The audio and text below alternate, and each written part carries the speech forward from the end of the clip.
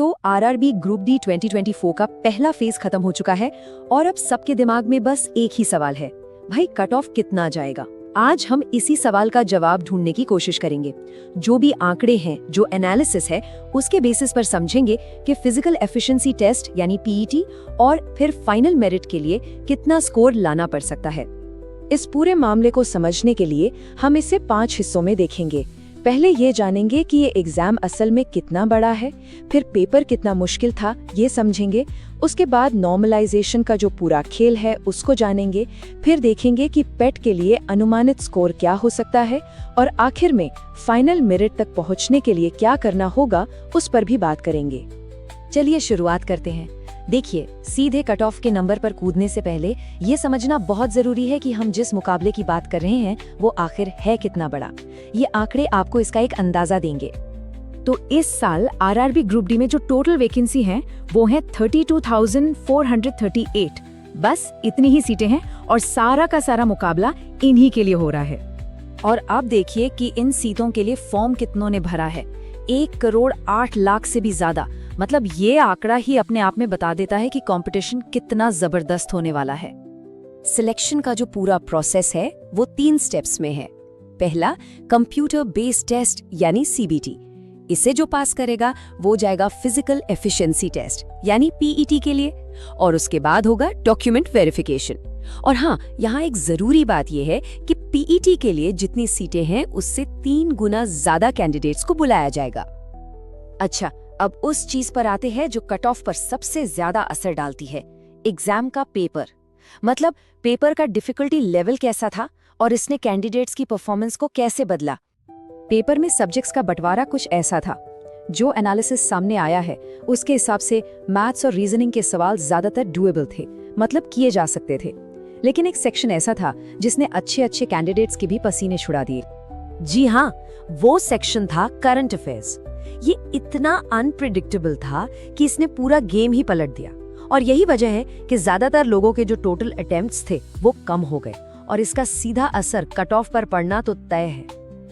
अब एक बहुत ही जरूरी और सच कहूं तो थोड़ा कंफ्यूजिंग टॉपिक पर आते हैं, नॉर्मलाइजेशन।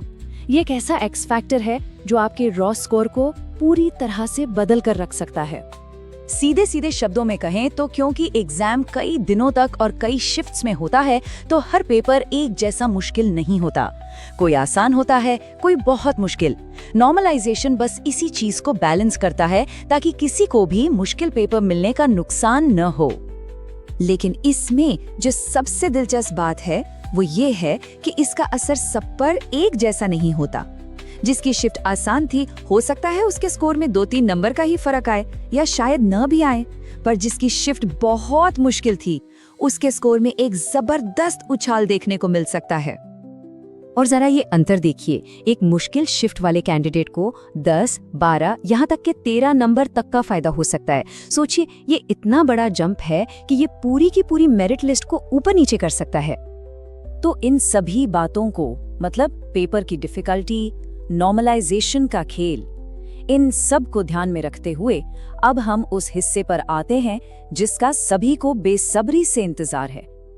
पेट के लिए क्वालिफाई करने के लिए अनुमानित रॉ स्कोर क्या हो सकते हैं। देखिए, सबसे पहले ये जानना जरूरी है कि कट ऑफ हर जोन का अलग अलग होता है।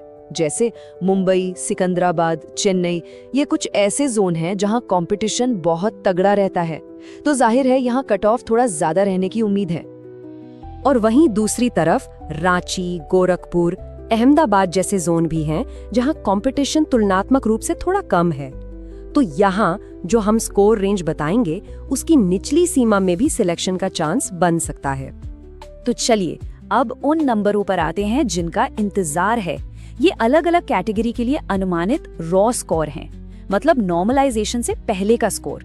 जनरल कैटेगरी के लिए ये 72 से 77 के बीच हो सकता है, ओबीसी के लिए 69 से 74, ईडब्ल्यूएस के लिए 64 से 70, एससी के लिए 62 से 67 और एसटी के लिए 56 से 63 के बीच। और हाँ, याद रखिए, ये स्कोर सिर्फ पीईटी में क्वालिफाई करने के लिए हैं, फाइनल सिलेक्शन के लिए नहीं।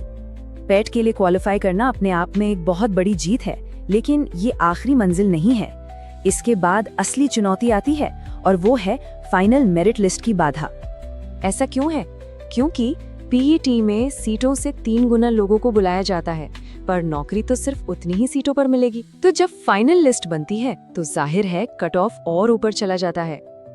अगर हम पिछले सालों का ट्रेंड देखें तो पीईटी कट ऑफ से फाइनल मेरिट लिस्ट तक पहुंचने में स्कोर में करीब 4 से 5 नंबर का इजाफा हो जाता है।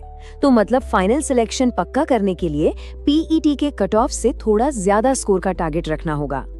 तो आखिर में ये सब हमें एक बड़े सवाल पर लाके खड़ा कर देता है। एक तरफ तो कैंडिडेट की मेहनत है, उसका ज्ञान है जो बहुत जरूरी है, लेकिन दूसरी तरफ नॉर्मलाइजेशन का ये पूरा खेल है जो पूरी तरह से अनप्रेडिक्टेबल है और फाइनल रिजल्ट में बहुत बड़ी भूमिका निभाता है।